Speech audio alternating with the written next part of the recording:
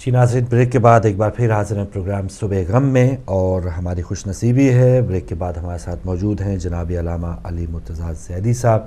علامہ صاحب آپ کا بہت شکریہ، ان ایام کی تعزیت بھی پیش کرتے ہیں، اور آپ نے وقت دیا ہمارے ناظرین کے لیے۔ کل شام کو بھی آپ ہمارے ساتھ تھے، آج صبح بھی ہیں۔ خدا قبول فرمائے انشاءاللہ۔ الہی آمین، الہی آمین، خدا اضافہ فرمائے الہی آمین۔ جزاک اللہ، جزاک اللہ۔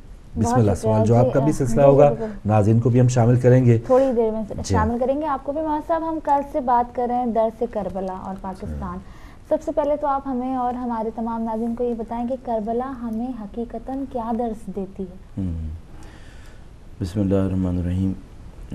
جیسے کہ ہمارے پاس نعرے کی صورت میں بھی اور حقیقت میں موجود ہے جی کہ کربلا درسگاہ ہے، جی، اور یہ درسگاہ پوری انسانیت کے لیے ہے۔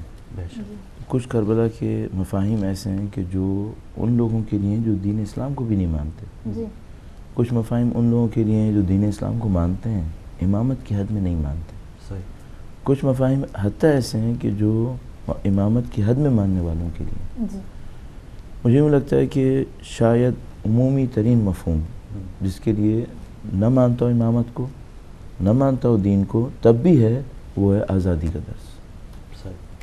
اور سید الشہداء نے ان آخری لمحات کے اندر عظیم الشان قول ارشاد فرمایا، ان لم یکن لکم دین ولا تخافون المعاد فکونوا احرارا فی دنیاکم۔ اگر تمہارا دین نہیں ہے، تمہیں اللہ کی طرف پلٹنے کا بھی کوئی خوف نہیں ہے، تو زندگی میں آزاد انسان بن کے دکھاؤ۔ واہ واہ۔ یہ جو آزادی کا درس ہے، یہ سید الشہداء کا گویا فوکل پوائنٹ ہے، جس کے اوپر سید الشہداء پوری انسانیت کو لانا چاہتے ہیں۔ اور اس آزادی کے ساتھ ایک اور مفہوم اگر میں اضافہ کروں، اور وہ ہے عزت کا مفہوم۔ ہیہات منت ذلہ، ذلت ہم سے دور۔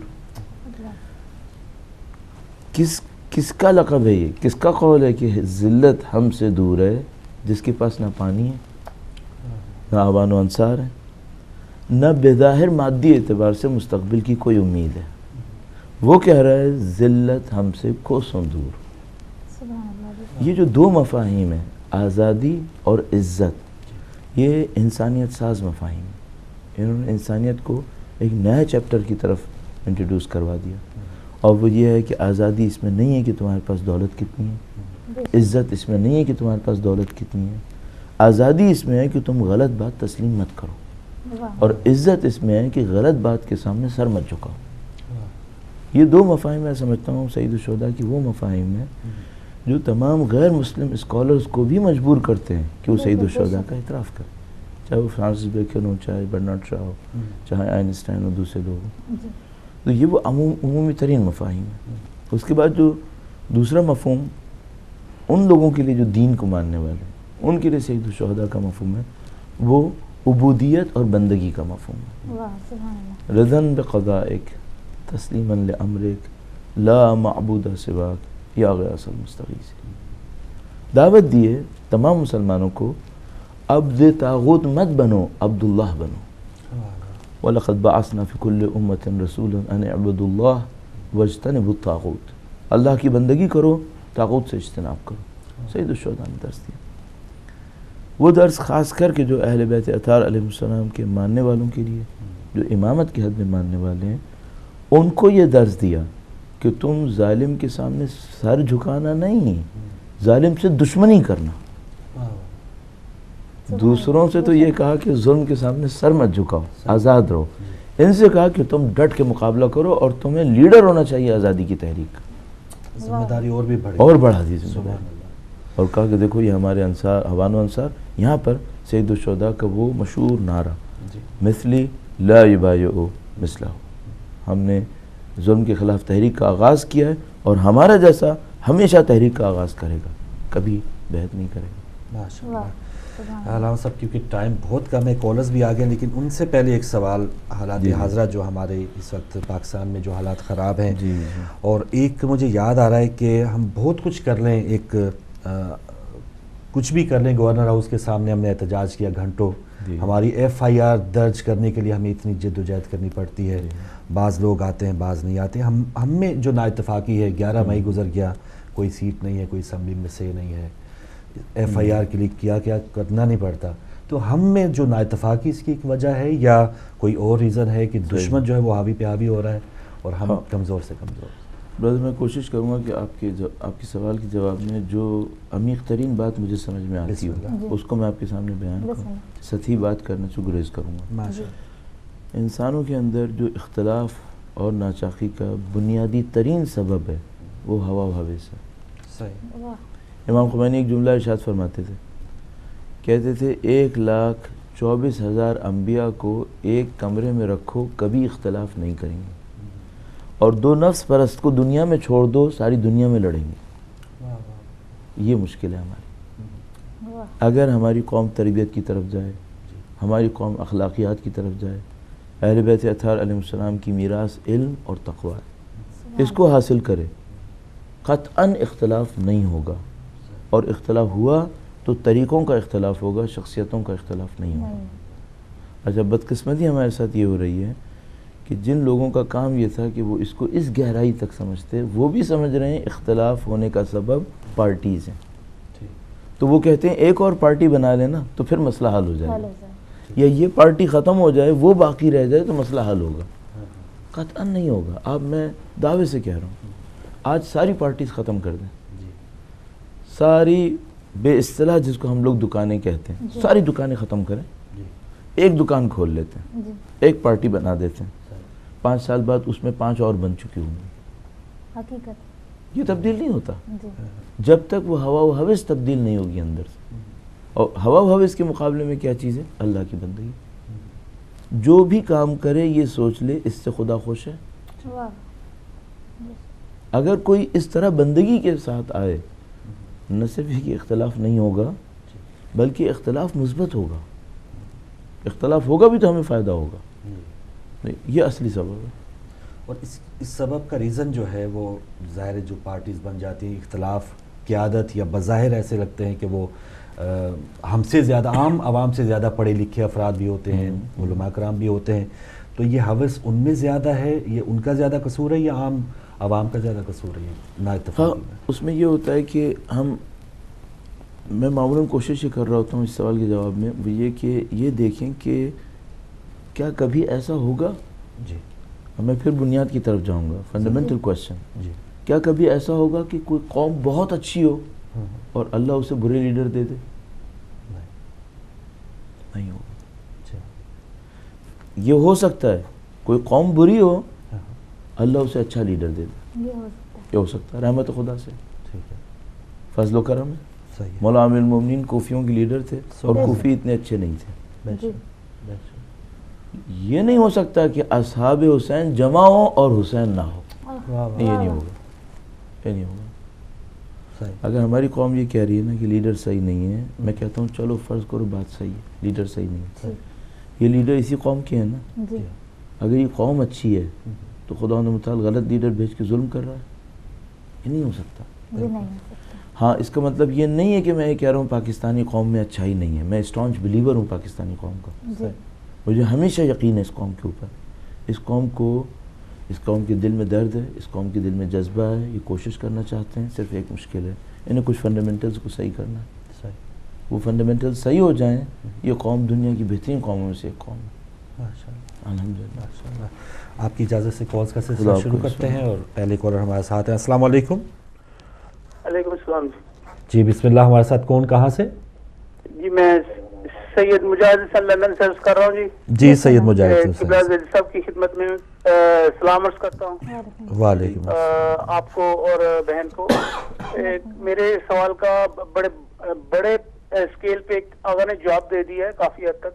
جی، تو میرا سوال یہ ہے کہ ہم اس معاشرے میں رہ رہے ہیں اور اپنی کمیونٹی میں بھی پھر رہے، ہمیں تو مصیبت یہ بن گئی ہے کہ اپنی کمیونٹی کو بھی دعوت دینی پڑ گئی ہے کہ دین یہ ہے اور اس کے احکامات یہ ہیں، اور وہ مثال کے طور پر 25% ایسے لوگ ہیں۔ آغا سے میرا سوال یہ ہے کہ ہمارے سرکل میں جو لوگ ہیں اہل سنت سے تعلق رکھتے ہیں اور وہ محبان اہل بیت ہیں، ہمیں وہ کون سا راستہ اختیار کرنا چاہیے کہ ہم ٹرو پیغام مکتب اہل بیت کا ان تک پہنچائے؟ اس میں ہم سے غلطی ہوگی تو وہ بیچارے ہماری وجہ سے بیت پہ آنے سے رہ جائیں گے۔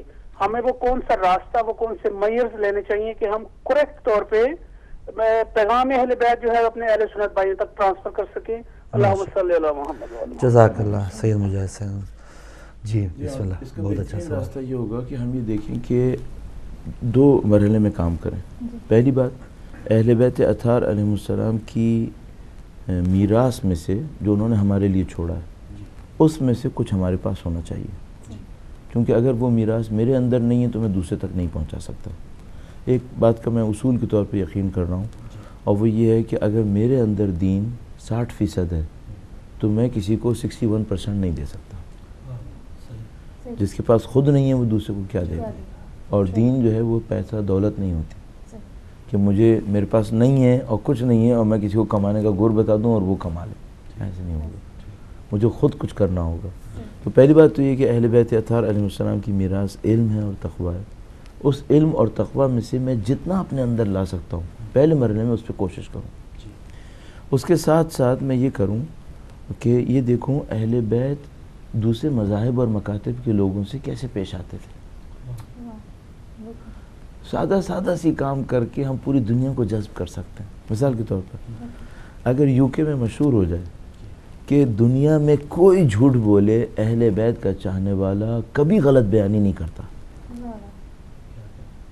پوری دنیا آپ کے پاس آئے گی. آپ کا کاروبار بھی چلے گا، آپ کے بزنسز میں بھی آپ کے اوپر پرائورٹی ہوگی کہ نہیں بزنس اس کے ساتھ کرنا. کیوں؟ کچھ بھی ہو جھوٹ نہیں بولے گا، کم از کم دھوکہ نہیں دے گا. چھوٹی چھوٹی باتیں کر لیں کہ مثال کے طور پر آپ کے ہمسائے میں ایک آدمی رہتا ہے، اس کو یہ بات پتہ ہے کہ بھائی دنیا میں کوئی بھی غلط بیانی کرے، اگر اس کو نہیں پتہ ہوگا تو کہے گا مجھے نہیں پتہ. جتنا پتہ ہوگا اتنا بتا دے گا، اور جو یہ بتائے گا یہ صحیح کہے گا. جو جیسے انہوں نے بھائی نے کہا کہ ہم دوسروں تک کیسے پیغام پہنچائیں، انٹریکشن کریں اور اس انٹریکشن میں اخلاق اہل بیت کا مظاہرہ کر دیں. اگر اگلے کالر ہمارے ساتھ ہیں. السلام علیکم. السلام علیکم. شاید ان کی کال ڈراپ ہو گئی. اور وہی بات ہے کہ آپ نے اخلاق اہل بیت کی بات کی، میں چاہوں گی تھوڑی سی اس پہ مختصراً روشنی ڈالیں کہ ہمیں کیا اس میں سے بیسک چیزیں اٹھانی ہیں. ہاں بالکل صحیح ہے. میں بھی کوشش کروں گا جلد از جلد اس کو تشریح کریں تاکہ وہ کال کرنے والے بھی کال کر لیں. پہلی بات جو میرے ذہن میں سب سے بنیادی ہے وہ سچائی ہے. سچائی اور صداقت صرف زبان کی سچائی ہوتی ہے پہلے مرحلے میں، اس کے پیچھے دل کی سچائی. یعنی کیا مطلب؟ یعنی آپ کسی سے ملیں تو وہ یہ نہ سوچیں یہ دکھا کچھ اور رہا ہے اندر کچھ اور. یعنی اور میں گارنٹی سے کہہ رہا ہوں ہمارے مجاہد بھائی کے لیے بھی اور دوسروں کے لیے بھی، اگر میں نے اور آپ نے اپنے ساتھ رہنے والے کافروں کو، جن نان مسلم کو ہم غلطی سے کافر کہتے ہیں، اگر نان مسلمز کو بھی یہ دکھا دیا نا کہ ہم دل کے کھرے ہیں، خود بخود نہ ہوا مسلمان تب بھی ہمیں بہت پسند کرے گا. دل کا صاف ہونا، کہ ہمیں دل سے صاف لوگ، مکاری نہیں ہے، بے وفائی نہیں ہے، جو کہتے ہیں وہ کرتے ہیں. سیاست بازی جو آج کی دنیا کی سیاست بازی ہے وہ ہمارے ساتھ نہیں کرتے. جتنی دیر میں کالر آئے علامہ صاحب، دل کے صاف کرنے کے لیے ہمارے پاس تو بہت سے ایسے ہم عمل بھی کرتے ہیں، گریا کرتے ہیں، نماز روزہ سب جو عبادات ہے، دل ہمارا پھر بھی صاف نہیں ہو پا رہا. ماشاءاللہ خدا آپ کی جزائے خیر دے. ماشاءاللہ آپ کا دل صاف ہو اور صاف ہے الحمدللہ رب العالمین. مولا چھٹے سرکار کی ایک حدیث عرض کروں گا آپ کی خدمت. سلام اللہ علیہ. یہ حدیث میں جب طالب علم نیا بنا تھا تو میں نے ایک کتاب میں پڑھی تھی. میں نے اس کو اپنی ایک ڈائری میں لکھ لیا اور اس کے بعد اب زندگی بھر کے لیے دستور یہ رکھا ہے کہ جب بھی کوئی مجھ سے کہتا ہے نا ہمیں 2 جملے لکھ کے دیں، میں وہ لکھ کے دے دیتا ہوں. ہمیشہ وہی لکھتا ہوں، شاید میری کم علمی کی وجہ سے ہوا.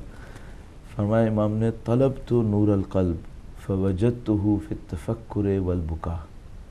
فرمایا میں نے دل کی نورانیت اللہ سے طلب کی، اسے غور و فکر میں اور گریہ و بکا میں پایا. غور و فکر کرے خدا پر، اس کی محبتوں پر، اس کی نعمتوں پر، اور گریہ کرے اس خدا کی یاد میں. میں ایک چھوٹا سا نسخہ اپنے لیے تجویز کرتا ہوں. وہ یہ ہے کہ زندگی میں جب بھی موقع ملے سجدے میں جائیں، صرف خدا پہ غور کریں اور صرف خدا سے بات کریں.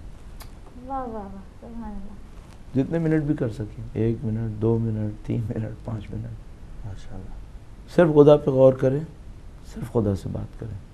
ڈائریکٹ بات کریں زبان میں، اپنی زبان میں، اور یوں سوچے جیسے خدا سامنے میں جو اس سے کچھ کہنا ہے، نہ کہ اے اللہ تو میری سن لیتا نہیں، یوں کہے جیسے خدا سے کہہ رہا ہے، یہ خدا سے ہی ڈائلاگ کر رہا ہے.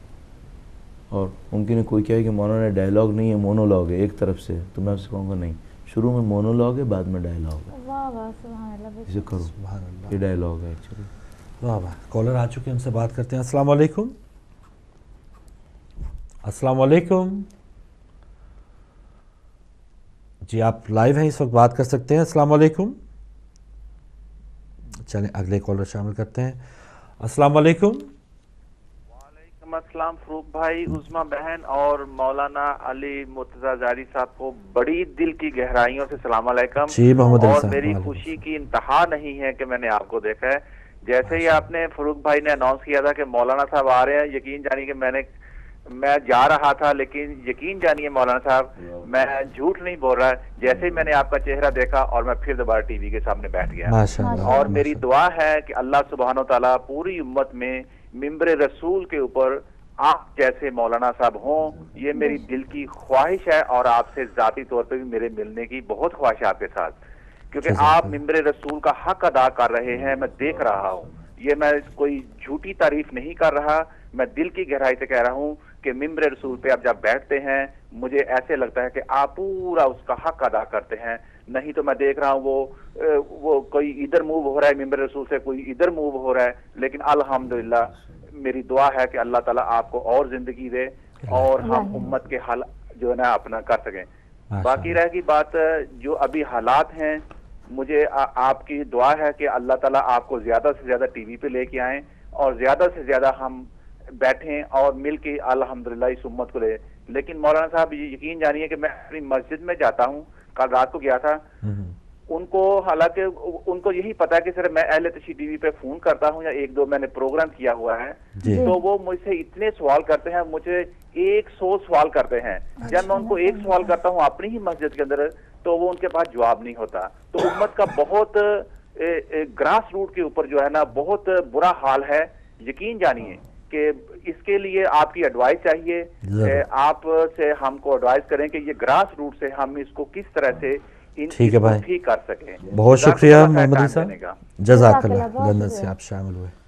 یہ بڑا ایک امپورٹنٹ کوشچن آتا ہے کہ بھئی ہمارے پاس گراس روٹ کے اوپر لوگوں کے اندر انٹلیکٹ کی، ان کے اندر معلومات کی کمی ہے، اس کو کیسے حل کیا جائے.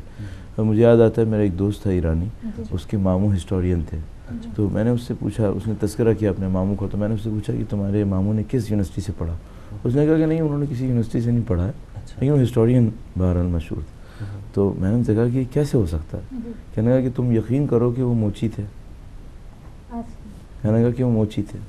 میں نے کہا عجیب بات ہے. کہنے لگا وہ موچی تھے اور وہ ایک دن دکان اپنی بند کر رہے تھے تو کوئی صفحہ اڑتا ہوا ان کی دکان کے اندر آ گیا تھا، جیسے کوڑے کا کوئی کاغذ، بہت پہلے کی بات، 40 سال 45 سال پہلے کی بات. تو وہ کاغذ اڑتا ہوا اندر آ گیا. تو دکان بند کرتے ہوئے انہوں نے کوڑا جب ادھر ادھر کیا تو وہ کاغذ اٹھا کے پڑھنا شروع کر دیا. وہ کاغذ تاریخ کی کسی کتاب کا ایک صفحہ تھا. صحیح. بڑے متاثر ہوئے، وہ کتاب لے کر آئے اور انہوں نے کیا کیا، اس کتاب کو دکان میں رکھا اور کہنے لگے کہ جب میں دکان بند کرنے لگتا تھا تو 2 صفحے اس کتاب سے پڑھتا تھا. یہ اپنی عادت بنائی. صحیح. اس کے بعد یہ ہونے لگا کہ وہ ساری رات بعد وقت وہ کتاب پڑھتے وہیں بیٹھے رہتے تھے. تو بہرحال یہ اب اس سے میں نے ایک نسخہ نکالا اپنے لیے اور اللہ توفیق دے تو میں عمل کرتا رہوں. وہ یہ ہے کہ ہر رات سونے سے پہلے ایک صفحہ کسی دینی کتاب کا پڑھ لیں.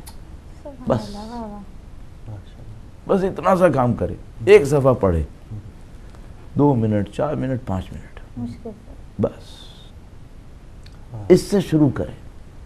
میں برادر سے بھی کہوں گا، جو دوست احباب ہماری بہنیں یہاں پر ہیں ان سے بھی عرض کروں گا، وہ یہ کہ زندگی میں دستور بنا لیں 24 گھنٹے میں ایک صفحہ پڑھنا ہے. کسی دینی کتاب کا، اچھی سی کوئی کتاب لے لیں، کوئی بھی اچھی، ہسٹری کی لے لیں، کہیں کچھ آپ ایک آدھ ریکمنڈ بھی کر لیں. مثلاً فرض فرمائیں کہ اگر مجھ سے کوئی کہے کہ بھئی کوئی کتاب، تو میں کہوں گا حدیث کی کوئی کتاب لے لیں، جیسے نہج البلاغہ کی کلمات قصار. ہر رات سونے سے پہلے 2-3 کلمات قصار پڑھ لیں، ذرا سا اس کے اوپر غور کریں مولا کیا کہہ رہے ہیں. سبحان اللہ. اور کوئی اور حدیث کے کلیکشنز ہیں ہمارے پاس، میزان الحکمہ بہت بڑا کلیکشن ہے. یا مثلا جو دلچسپ کتابیں ہوتی ہیں، مثلا شہید مطہری کی سچی کہانیاں، کہانیوں کو ہی لے لے، عبرت انگیز واقعات علامہ دستغیب صاحب کے، ایسی بہت ساری کتابیں ہیں جو اٹریکٹیو کتابیں. جی کالر آ چکے ہیں. السلام علیکم. السلام علیکم. ورحمۃ اللہ وبرکاتہ. عثمان بول رہا ہوں مانچسٹر سے. عثمان صاحب مانچسٹر سے، ماشاء اللہ. ہاں جی، کیسے فاروق صاحب؟ الحمدللہ الحمدللہ بھائی. میرا وہی سوال ہے جو میں نے محرم کے دوران آپ سے کیا تھا. آج آپ کے ماشاءاللہ مولانا صاحب بھی بیٹھے ہوئے. جی جی. تو میرا سوال وہی ہے جو میں نے اس دن آپ سے پوچھا تھا کہ جی جی پوچھیے بھائی. چلیے آپ دوبارہ آ سکتے ہیں عثمان صاحب، تاکہ زیادہ سے زیادہ فائدہ ہو. جی جی السلام علیکم. وعلیکم السلام فاروق بھائی. عظمہ بیٹی خصوصاً سے عزت کرنا واسطہ جی شاہ صاحب بہت شکریہ. سلام عرض کرتا ہوں. جی محرم کا پرسہ پیش کرتا ہوں. قرآن کہتا ہے کہ جس نے جان بوجھ کے کسی کو قتل کیا وہ جہنمی ہے. یہاں یہ تخصیص نہیں ہے کہ مسلمان ہو کہ ہندو ہو کافر ہو کہ بت پرست ہو. لیکن سوال یہ ہے کہ جب شیعہ کے خون کا بھی ویسا ہی رنگ ہے جیسے دوسرے لوگوں کا ہے. ہمارے 90 جنازے 3 دن تک مائنس ڈگری میں وہاں رہے ہیں، لیکن ایسا نہیں ہوا. میں مانتا ہوں کہ یہ 3-4 جو قتل ہوئے ہیں ایسے ہی ہوئے جیسے کوئی شیعہ قتل ہوتا ہے یا دوسرے کسی مسلمان قتل ہوتا ہے. تو ایوان اقتدار سے لے کر تقریباً بنچال سا آ گیا، زلزلہ آ گیا پاکستان میں. میں یہ نہیں کہہ رہا ہوں کہ شیعہ کی جان زیادہ قیمتی ہے، بلکہ جیسے ایک قتل کے لیے جیسا ایک کافر کو قتل کرنا جرم ہے، ایسا ہی کسی مسلمان کو قتل کرنا بھی جرم ہے بلا وجہ. تو قبلہ سے سوال یہ ہے کہ کیا ہماری قسمت ایسی ہے یا اسلام کے نظام میں یہ ہے کہ شیعہ کی کوئی اہمیت نہیں، یا ہمیں ان لوگوں کو کسی کو تعلیم ہی نہیں ہے کہ انسانی جان کی خدا کے نزدیک کیا اہمیت ہے، خواہ وہ مومن ہو کہ منافق ہو. تو کیا ہم کیا سمجھ لیں کہ اسلام کا نظام انصاف ہے؟ ٹھیک ہے جی، بہت شکریہ شاہ صاحب، بہت شکریہ. بسم اللہ الرحمن الرحیم.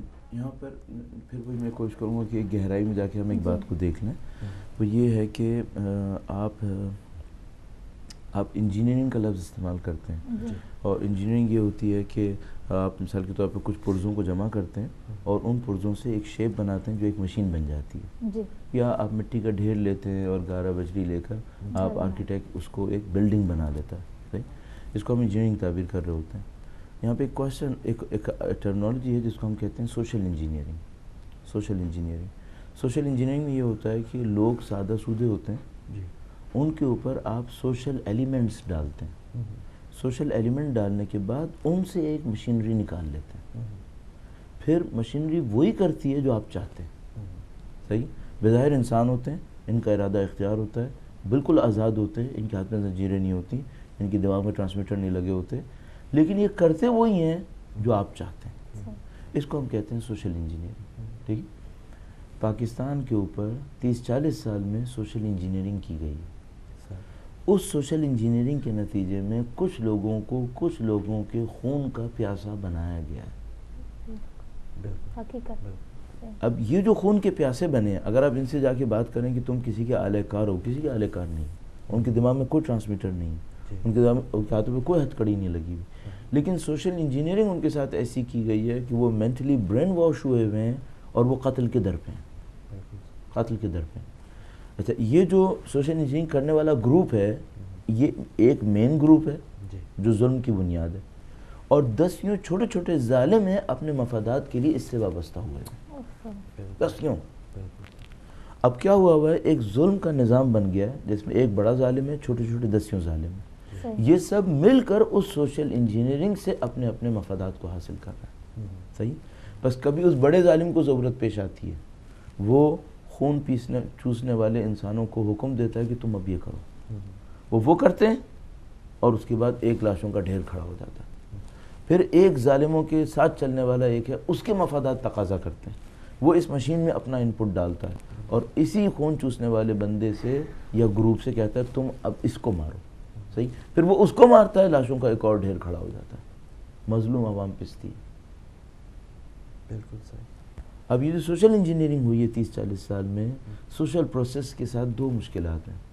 نمبر ایک، سوشل پروسیس کے اندر ریورس گیئر نہیں ہوتا، جو پروسیس شروع ہوتا ہے وہ چلتا رہتا ہے، کسی کے کنٹرول میں نہیں ہوتا، ایک دفعہ فلو میں آ گیا، یہ وہ پٹری نہیں ہے جو جس کے اوپر چلنے والی ریل اسٹیشن دیکھ کے رکتی ہے، نہیں، چلتی ہے اور چلتی رہتی ہے۔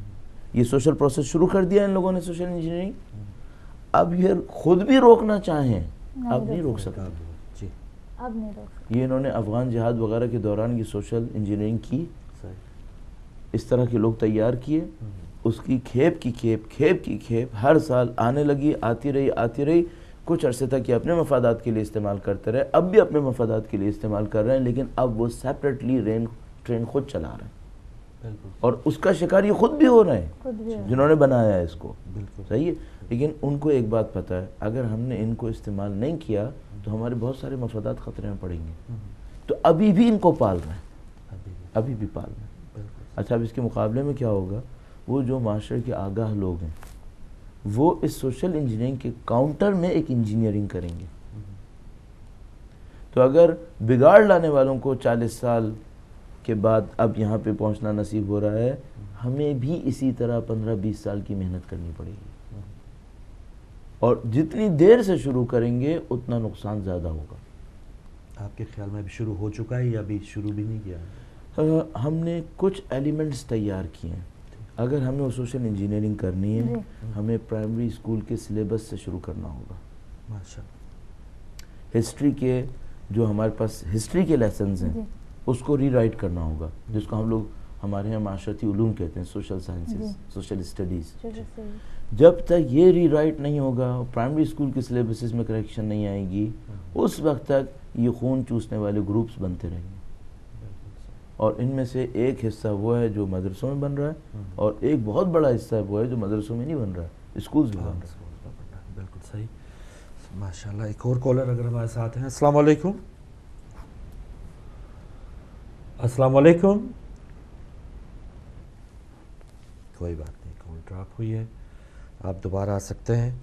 اور جی، تو علامہ صاحب، جو عموماً آپ کی جو تقاریر ہے اور سارا جو ایک طریقہ ہے بہت ہی سادہ زبان میں اور بہت ہی ایک ایسے انداز میں کہ لوگ خود اپنا محاسبہ کریں، خود اپنے آپ کو ٹھیک کریں، تو ایک کالر آ چکے، پھر آپ کے انداز جو ہے اس پر بھی بات کرتے ہیں۔ السلام علیکم۔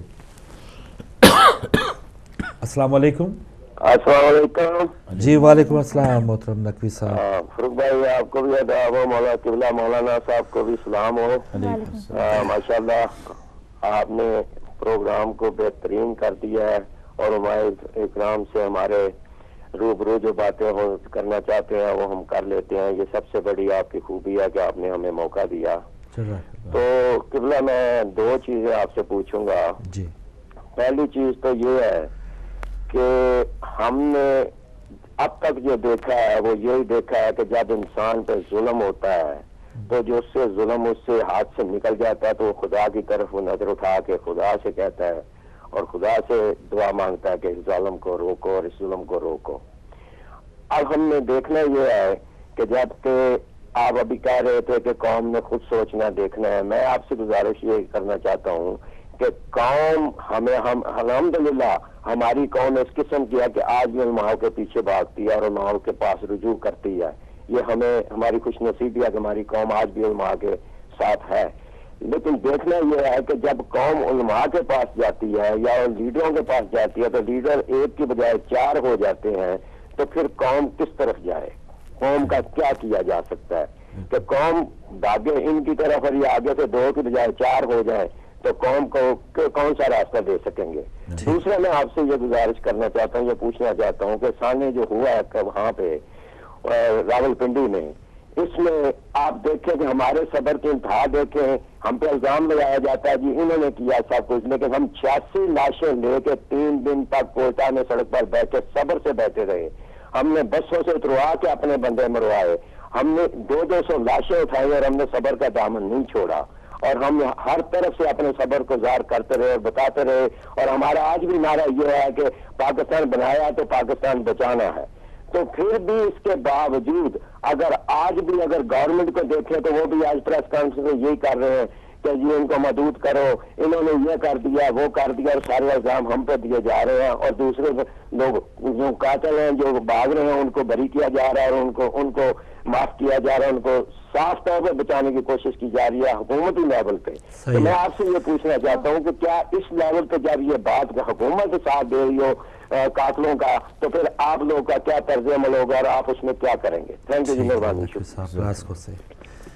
ہاں, پہلا چیپٹر جو انہوں نے علم اور عالم کے حوالے سے کہا کہ انہوں نے کہا کہ لوگ علماء کی طرف آنے کو تیار ہیں لیکن شرط کی تعداد میں انہوں نے فرمایا. اس میں دو مسائل ہیں. پہلا مسئلہ تو یہ ہے کہ, اور ہم اسی کوشش پہ جاتے ہیں کہ ہم جواب عمیق دیں. پہلا مسئلہ تو یہ ہے کہ ہمیں یہ دیکھنا پڑے گا کہ ہم علماء کو احترام دیتے ہیں, اس میں ہمارا ان پٹ کیا ہے. صحیح. ہمارے خاندان کے بہترین بچے عالم بنتے ہیں؟ اگر نہیں بنتے تو ایسا دنیا بھر کا قانون ان پٹ اور آؤٹ پٹ کے اندر ایک ریلیونس ہوتی ہے. اگر آپ ان پٹ اچھا نہیں دیں گے آؤٹ پٹ اچھا نہیں ملے گا. صحیح. اگر آپ پورے پاکستان کے اندر موجود مدارس علمیہ کے اوپر توجہ فرمائیں اور اس کو ملنے والے ان پٹ پہ توجہ دیں, اور اس کے بعد یہ سوچیں 40 سال کے بعد اسی سے علماء نے نکلنا ہے, تو اور اس ان پٹ کا مقابلہ کریں اس ان پٹ سے جو ہم اسکول اور کالجز میں دے رہے ہیں, مجھے آپ بتائیں پھر ہمارا کیا ہونا ہے. آپ لیسٹ پرائیورٹی بچے کے کیریئر میں عالم بننا رکھتے ہیں, تو پھر لیسٹ ایکسپیکٹیشن اس کھیپ سے کریں جو بن کے نکلی ہے. جو بن کے نکلتا ہے اس سے آپ کی ایکسپیکٹیشن جو ہے وہ آسمان کے برابر ہیں کہ وہ باب العلم کا نمائندہ ہے. تو جب آپ بچے کو بھیج رہے تھے تو باب العلم کے در پہ کیوں نہیں بھیجا تھا؟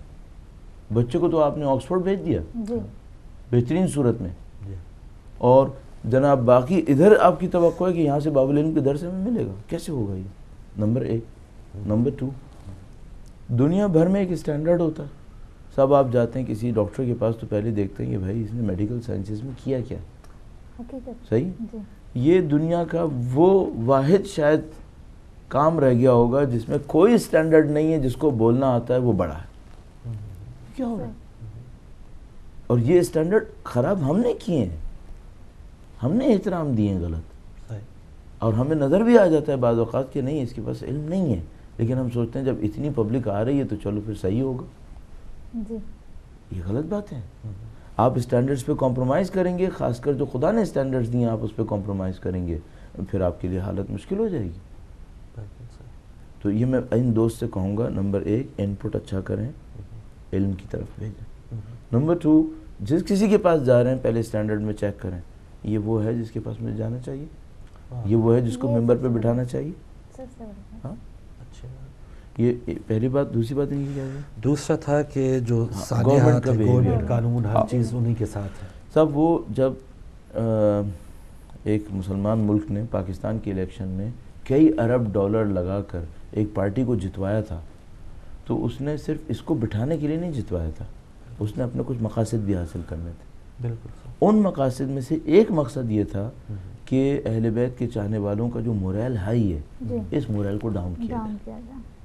اور ان برادر سے بھی میں عرض کروں گا, تمام تر ویور سے عرض کروں گا, دشمن اتنا بے وقوف نہیں ہے کہ ہمیں مارے اور کہے کافی ہوا.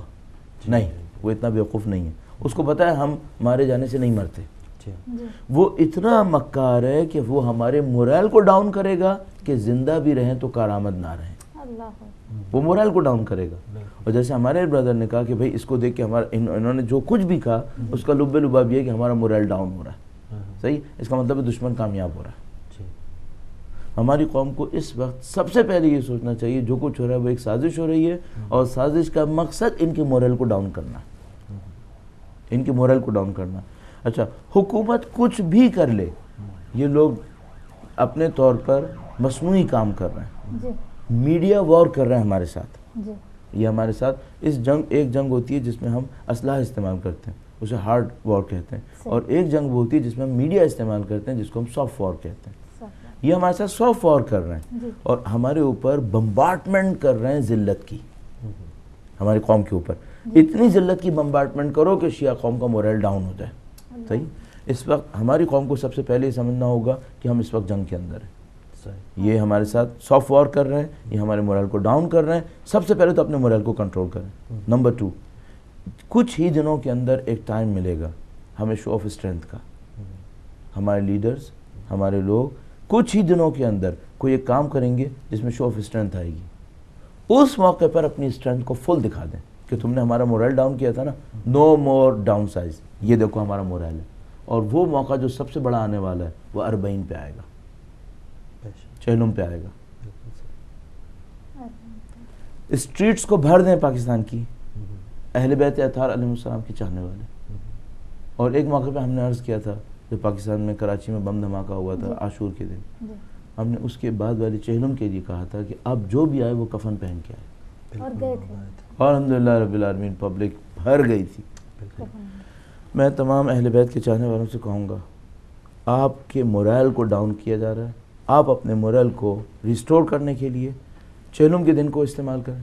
چہلم کے دن اپنی طاقت کا اتنا بھرپور اور پرنظم اظہار کریں کہ پوری دنیا کو پتہ چل جائے کہ جن کو تم وحشی کہہ رہے تھے نا, یہ اتنے آرگنائزڈ ہیں کہ تمہارے اندر تمہاری فہم و شعور میں بھی اتنی آرگنائزیشن نہیں آئی. ہمارے پاس موقع بہت ہیں, اور یہ سب شہید الشہداء کے صدقے میں. امام حسین نے ہمیں بہت دیا ہے, اور ہماری قوم کے لیے ہمیشہ پناہ گاہ امام حسین کی ذات مقدس ہے. انشاءاللہ یہ سازش ناکام ہو جائے گی, یہ کوئی مشکل نہیں ہے انشاءاللہ. ایک اور کالر. السلام علیکم. وعلیکم السلام بھائی فاروق, بہن عظما اور مولانا صاحب, آپ کو بہت بہت سلام. جی وعلیکم السلام. مولانا بول رہا ہوں. جی میں کچھ یہ پنڈی کے واقعے پہ بولنا چاہتا ہوں. جی جی میرا بھی تعلق چونکہ اسی علاقے سے ہے. جی. یہ جو مسجد ہے, اس کا مسجد کا نام ہے مسجد غلام اللہ, اس نام سے پکاری جاتی ہے. بیسیکلی یہ شخص, اس کا نام تھا غلام نبی. اچھا ڈاکٹر صاحب, میں معذرت کے ساتھ اگر کوئی سوال ہے, کیونکہ اس پروگرام کے بعد جو ہے ڈاکٹر صاحب بالکل 14 منٹ رہ گئے ہیں, تو اگر کوئی سوال ہے, اس پروگرام کے بعد پنڈی سانے پہ مکمل پروگرام بھی آ رہا ہے, تو کیونکہ ٹائم کم ہے ہم بات کرنا چاہیں گے, یہ سوال جو ہے ان سے زیادہ استفادہ کرنا چاہیں گے. بہت معذرت ڈاکٹر صاحب, اب اگلے پروگرام میں تفصیلاً بات کریے, کل کے ہمارے اسی پروگرام میں بات کر سکتے ہیں. السلام علیکم. السلام علیکم. جی السلام علیکم. اب آپ لائیو آ چکے ہیں, بات کر سکتے ہیں. السلام علیکم. وعلیکم السلام. جی اپنا نام بتانا چاہیں گے؟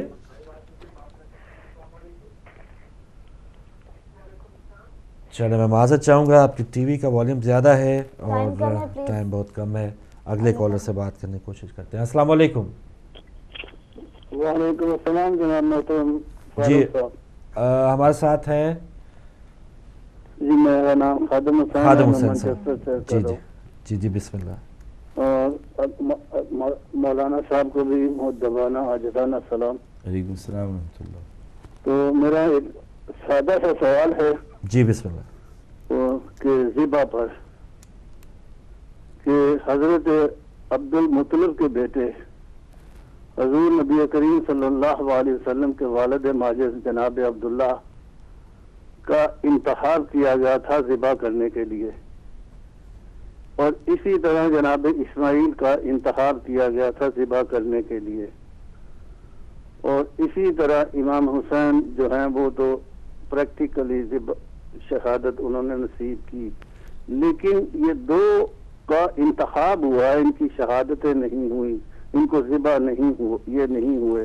لیکن ہم ان کا جناب عبداللہ کا کوئی بھی ہمارے کوئی بھی شخص جو ہے کبھی ذکر بھی نہیں کرتا, اس کی کیا مسئلت ہے؟ ٹھیک ہے, بہت شکریہ, بہت شکریہ خادم حسین صاحب. یعنی ایک ایکچولی کوشچن نہیں ہے, ان کا ایک ریمائنڈر ہے کہ بھائی اس کے اوپر بات کی جانی چاہیے. تو یہ ظاہر ہے جب کوئی چونکہ ایک ہسٹری کا ایک ایونٹ ہے تو, اور اس کے اندر اس زمانے کی جو ہسٹری تھی اس کے اوتھینٹسٹی کے اندر کافی پرابلمز جو ہیں وہ ہوا کرتی ہیں, کیونکہ نیریشن آف ہسٹری جو زیادہ تر جزیرہ نما عرب کے اندر اچھی ہوئی ہے وہ اسلام کے بعد سے ہوئی ہے, اور اسلام سے پہلے کی جو ہسٹری تھی وہ معمولاً وربل تھی اور وہ اشعار کے ذریعے سے محفوظ ہوا کرتی تھی. تو شاید اس وجہ سے اس واقعے کی طرف توجہ کم رہی ہوگی. صحیح ہے. ایک اور کالر. السلام علیکم. السلام علیکم. جی عثمان بول رہا ہوں. جی عثمان صاحب کیسے ہیں آپ؟ ٹھیک ٹھاک ہیں؟ جی بات کریں. بسم اللہ. ہاں جی, میرا سوال یہ ہے کہ پہلے بھی میں نے محرم میں پوچھا تھا یہ سوال کہ ہم سب اکٹھے ہوتے ہیں اہل سنت کی طرف سے بھی اور اہل تشیع کی طرف سے بھی، جلوسوں میں جاتے ہیں، زیارتوں میں جاتے ہیں، اور امام حسین کا دن منایا جاتا ہے 9ویں 10ویں محرم کو بھی خصوصی طور پر. ہم سب یہ جو مقصد امام حسین علیہ السلام اور امام رضی تعالیٰ عنہ جو بھی آپ کہہ لیں، تو ان کا جو مقصد ہے وہ یہ تھا کہ حق اور باطل کی لڑائی تھی. تو ابھی بھی آپ اگر دیکھیں ہمارے ملک پہ جو حالات چل رہے ہیں وہ بالکل یزیدی حکمرانوں کی طرح حرکتیں ہو رہی ہیں، جو بھی اقتدار میں آتا ہے ویسے ہی ہوتا ہے. تو یہ جو چیزیں ہم نکالتے ہیں اور اکٹھے ہوتے ہیں، یہ کنورٹ کیوں نہیں ہوتی؟ یہ کوئی اس سائڈ پہ ہم کیوں نہیں جانا چاہتے کہ جہاں پہ واقعی ہی حق اور باطل کی لڑائی ابھی ہو رہی؟ اس مقصد کو میرے خیال سے ہم پراپر طریقے سے آگے لے کر نہیں جا رہے. ہم سب محرم کا دن تو مناتے ہیں، پہلے 10 محرم میں جلوس بھی نکلتے ہیں، زیارتیں بھی نکلتی، سب کچھ کرتے ہیں، لیکن ابھی بھی تو جنگ ہے، ابھی بھی تو ہم حالت جنگ میں ہیں ہم سارے، چاہے وہ اہل تشیع کے ہوں، چاہے وہ ہمارے ہوں، چاہے وہ کسی کے بھی ہوں، جو بھی ماننے والے. تو یہاں پر ہم سارے کیوں نہیں اکٹھے ہوتے؟ اور جو علماء ہیں، چاہے وہ آپ کے ہوں چاہے وہ ہمارے ہوں، وہ کیوں نہیں کہتے کہ جلوس کے طور پہ سارے اکٹھے ہوں؟ صحیح ہے عثمان صاحب، آپ کا پوائنٹ آ گیا، جواب لیتے ہیں عثمان صاحب. بہت شکریہ. ہاں بالکل صحیح انہوں نے کہا کہ اور میں اس کو پھر دوبارہ وہی کرتا ہوں کہ تھوڑا سا اور پیچھے جاتے ہیں. ہم دین کے اندر ایک ظاہر دیکھتے ہیں اور دین کے اندر ایک روح دیکھتے ہیں. صحیح، ظاہر کو ہم شعار کہتے ہیں اور روح کو ہم شعور کہتے ہیں.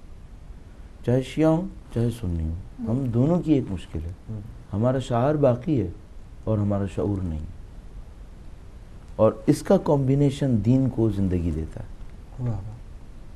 ہمارے پاس نعرہ باقی ہے، ہمارے پاس روح نہیں ہے، اور یہ ان کے اندر بھی اور ادھر بھی، دونوں کے اندر یہ مشکل پیش آ رہی ہے. اچھا، روح نہ ہونے کی علامت کیا ہے؟ روح نہ ہونے کی علامت یہ ہے کہ جب انسان کسی کام کو انجام دیتا ہے تو یہ نہیں سوچتا اس سے مجھے سیکھنا کیا ہے. ہم نمازوں پہ نمازیں پڑھے چلے جا رہے ہیں اور بندگی سے پھر بھی دور ہیں، جبکہ نماز بندگی کو سکھانے کے لیے تھی. آپ اپنی پیشانی کو زمین پہ رکھ کے خدا سے کہتے ہیں خدایا میرے سارے فیصلے تیری طرف سے ہوں گے، تیرے حکم پہ فیصلے کروں گا، اپنی ذات کو تیرے سامنے مٹا دوں گا. یہ بندگی تھی. صحیح، ہم دونوں ہاتھ یوں کر کے اعتراف کرتے ہیں خدایا میں تیرا حقیر بندہ ہوں، اللہ اکبر. یہ سب سمبولزم باقی ہے، یہ سارے شعار باقی ہیں، لیکن شعور نہیں. تو ادھر بھی اور ادھر بھی دونوں کو یہ کوشش کرنی ہے، شعار بھی رکھو شعور بھی رکھو، تب کہیں جا کر پھر ہم اپنے دین کو ترقی دے پائیں. آخری کالر اگر ہمارے ساتھ ہے. السلام علیکم. جی ہیلو، السلام علیکم. جی وعلیکم السلام بہن. جی مولانا صاحب کی خدمت میں سلام عرض کرتی ہوں. اور میرے کافی زیادہ سوال ہیں، مجھے سمجھ نہیں آتی. چلے ایک سوال پوچھیں کیونکہ ٹائم کم ہے. زیادہ سے زیادہ استفادہ کیسے کریں؟ جی جی. اور چھوٹے چھوٹے 2 سوال جو میں پہلے کرنا چاہتی ہوں وہ یہ ہے کہ ایک دفعہ مولانا صاحب نے تسبیح ہزارہ سلام اللہ علیہ کے بارے میں بتایا تھا کہ وہ اس طریقے سے پڑھیں تو زیادہ فائدہ مند ہے. کہ کسی سوچ کا کوئی وہ میں مس کر گئی تھی مجلس اور میں نے نہیں دیکھی تھی، تو پلیز ایک تو وہ بتا دیں. ٹھیک ہے. اور دوسرے نمبر پہ کہ نماز میں خضوع و خشوع وہ کس طریقے سے انسان پیدا کر سکتا ہے، اور خضوع و خشوع سے مراد کیا ہے؟ مطلب یہ کہ ترجمے پہ ٹرانسلیشن پہ غور کرنے کے علاوہ، مطلب ایک تو ہے نا ہونے کے باوجود کہ وہ ٹرانسلیشن مکمل ذہن میں لیکن وہ چیز جو ہے وہ نہیں ہوتی کہ ایک نماز پڑھ کے دل مطمئن جو نہ ہو کہ ٹھیک ہے سسٹر، آپ کے دونوں سوال آ گئے، سمجھ گئے، دل مطمئن نہیں. بالکل صحیح، دونوں سوال آگے. جی بی بی کی تسبیح کے لیے اب یہ ہم نے پورا ایک لیکچر اس پہ دیا تھا، ہم اس کو بہت ہی سمرائز کر کے ود ان فیو منٹس، ایک آدھ منٹ کے اندر. نمبر 1 تسبیح آہستہ آہستہ پڑھیں. نمبر 1 اسپیڈ سے نہیں پڑھیں. ہم 20 سیکنڈز میں 200 ورڈز کہہ رہے ہیں آج کل. 20 سیکنڈ یہ صحیح نہیں ہے. آہستہ آہستہ پڑھیں. اللہ اکبر اللہ اکبر اللہ اکبر. نمبر 1. نمبر 2 کوشش کریں جب کہیں اللہ اکبر اللہ کی عظمت کو سوچیں. جب کہیں الحمدللہ اللہ کی نعمتوں کو سوچیں. جب کہیں سبحان اللہ اپنے نقائص کو سوچیں. بہت بریفلی تاکہ ہم بات جگہ پڑھا سکیں. 2 پوائنٹ. نمبر 3، یوں سوچیں جیسے یہ جو آپ اللہ اکبر کہہ رہے ہیں، یہ آپ کا دل جو خون پمپ کرتا ہے یہ کہہ رہا ہے. سبحان اللہ. اللہ. یوں سوچیں جیسے آپ کا دل کہہ رہا ہے اللہ اکبر اللہ اکبر اللہ اکبر. یہ میسج آپ کے بلڈ سے نکل کر آپ کے وجود کے ذرے ذرے تک پہنچے، اور آپ کی جسمانی وجود تک پہنچے گا تو خدا یقین روحانی وجود تک پہنچا دے گا اسے. یہ 3 پوائنٹس لے کر تسبیح پڑھنا شروع کریں. اور بردر فاروق میں آپ کو گارنٹی سے کہہ رہا ہوں کہ اگر کسی بھی بھائی بہن نے 1 ہفتے اس طرح سے تسبیح پڑھی جو میں نے ابھی آپ کی خدمت میں عرض کیا ہے، اگر اپنے اندر کوئی چینج نہ پائے تو پھر آپ کو کال کر کے ہماری شکایت کریں. بالکل صحیح، بالکل صحیح. ہماری شکایت کرے کہ مولانا صاحب نے کہا تھا میں نے 1 ہفتے پڑھا اور کچھ نہیں ہوا. کیا کہنا ہے، ایسا ہو نہیں سکتا. اچھا، کنسنٹریشن نماز میں خشوع خضوع کی بات کر رہے ہیں. ہاں، اس میں پہلا پوائنٹ ہے، اس میں بھی 2-3 پوائنٹس کہہ لیتے. نمبر 1، سب سے پہلے ہمیشہ ذہن میں رکھنے کی کوشش کرے میں خدا کے سامنے ہوں. بردر میں آپ کے سامنے بیٹھا ہوں نا تو میں ایک طریقے سے بیٹھوں گا، میں اپنے بچے کے سامنے بیٹھوں گا تو ایک اور طریقے سے بیٹھوں گا، خواتین کے سامنے بیٹھوں گا ایک اور طریقے سے بیٹھوں گا، مردوں کے سامنے بیٹھوں گا ایک اور طریقے سے بیٹھوں گا. ہمیشہ یہ سوچوں میں خدا کے سامنے. اب مجھے کیسا ہونا چاہیے؟ نمبر 1. نمبر 2، میں جس سے بات کروں اور کہیں اور دیکھتا رہوں تو اس کی انسلٹ ہے. بالکل. نمبر 2، یہ سوچوں میں خدا سے کیا کہہ رہا ہوں. نمبر 1، خدا کے سامنے ہوں. نمبر 2، خدا سے کیا کہہ رہا ہوں. نمبر 3، جو بہن نے کہا کہ چلیں یہ 2 میں کوشش کروں، یہ 2 بھی نہیں کر پاتے لوگ، لیکن اگر کر لیں پھر 3rd لیول. آپ جو بھی کام کر رہے ہیں اس کا ایک سمبولک میننگ ہے، اس کا ایک علامتی مطلب ہے. میں نے ابھی آپ کی خدمت میں اشارتاً عرض کیا اللہ اکبر، اس کا مطلب کیا ہے؟ اے خدا میں تیرا بندہ ہوں، تیرے سامنے آ کر اعتراف کروں. جب آپ قیام کر رہے ہیں تو آپ اعتراف کریں خدا میں تیرا بندہ ہوں اور آج ایسی تیرے سامنے کھڑا ہوں جیسے قیامت کے دن تیرے سامنے کھڑا ہوں گا. جب میں رکوع میں جاؤں تو خدا سے کہوں خدا یہ گردن تیرے دین کے لیے کٹوانے کے لیے تیار. جب سجدے میں جاؤں تو خدا سے کہوں خدا میں تیرا حقیر بندہ ہوں، سارے فیصلے تیرے کہنے پہ کروں گا. اور کتنا خوبصورت اہل بیت نے ساری چیزیں ہمیں سکھائی ہیں، بہت ہی خوبصورت. برادر فاروق پہلے سجدے سے سر اٹھا کر بیٹھے کہ استغفر اللہ ربی واتوب الیہ، دوبارہ سجدے میں جائے اور سوچے یہ جو میں نے بیچ میں چند سیکنڈ وقفہ کیا یہ ایسے ہی ہے جیسے پیدا ہوا دنیا میں آیا پھر محشر میں کھڑا ہوا. میری زندگی اتنی سی ہے. اور اس میں کیا کہہ رہا ہے؟ استغفر اللہ ربی واتوب الیہ. کیوں؟ کیونکہ یہ گناہوں کی زد میں ان الانسان لفی خسر. اس کے بعد جب دوسرے سجدے سے کھڑا ہوا تو یہ سوچے جیسے اب میدان حشر سے کھڑا ہوا. اب کیا کہتا ہے؟ اشہد ان لا الہ الا اللہ، گواہی دیتا ہوں میری زندگی اس کے اوپر رہنی چاہیے. کھڑے ہوتے ہو کیا ہے؟ بحول اللہ وقوتہ اقوم واقعد. کھڑے ہونا بیٹھنا سب خدا کی دی ہوئی طاقت سے، اور دنیا کے سارے کام بھی اللہ کی دی ہوئی طاقت سے. چند منٹس ان باتوں کو سوچے نماز کے اندر، پھر نماز کچھ اور. بالکل آخری لمحات ہیں، بہت سی باتیں، بہت سے سوالات علامہ صاحب ادھورے رہ گئے. اللہ تعالیٰ آپ کو حفظ و امان میں رکھے. آپ بہت دین کی خدمت کر رہے ہیں. ہدایت ٹی وی کے حوالے سے آپ کے چند کلمات چاہیے ہوں گے اور ہدایت ناظرین کے لیے کوئی خاص؟ الحمدللہ رب العالمین، بہت اچھا کام ہے جو انجام پا رہا ہے. میں آپ لوگوں سے صرف ایک برادرانہ اور دل کی گہرائی سے درخواست کروں گا. لوگوں کے ایموشنز کو بڑھانے کے لیے اور بہت سارے ایلیمنٹس پہلے سے پڑے ہوئے ہیں. ٹھیک ہے، صحیح. اور ہماری قوم بنیادی طور پر ایموشنل ہے. ایموشنل ہے. اچھے جذبات بھی ہیں اور تھوڑے سے غیر مناسب جذبات بھی ہیں. کنٹرول نہیں کر پاتے، چیزوں کے اندر ملوث ہو جاتے ہیں. آپ اور میں حتی الامکان کوشش کریں لوگوں کو ایموشنز سے نکال کر لاجکس پہ لے جائیں. اچھا، یہ کام میں اور آپ کر سکتے ہیں جو لوگوں کو یہ بتا سکیں کہ دیکھو بھائی جذباتی طرز پہ مت سوچو، عاقلانہ طرز پہ سوچو. صحیح. اچھا، میں جذبات کا کبھی منکر نہیں ہو پاؤں گا. کیوں؟ کیونکہ یہ جذبات ہوتے ہیں جو عشق کی طرح کام کرواتے ہیں. عاقل اور فلسفر وہ کام نہیں کرتا جو جذبات میں آنے والا عاشق کرتا ہے. صحیح. لیکن اگر ان جذبات کو عقل کی بنیاد نہ ملے تو یہ ادھورے ہیں. اس وقت مشکل یہ ہے جذبات ہیں، عقل کی بنیاد نہیں.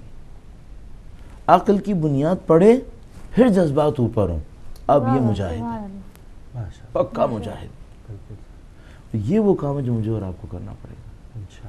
لوگوں کے اندر ایک جذبات ہوتے ہیں، وہ آپ کو انہی جذبات سے دیکھ رہے ہوتے ہیں۔ اگر آپ نے ان جذبات کو کسی طریقے سے عقل کے اندر لا کر عقل کی بنیاد پہ ان جذبات کو کھڑا کیا، اب یہ دنیا کی عقل مند ترین قوم اور جذبہ رکھنے والی قوم بن جائے گی۔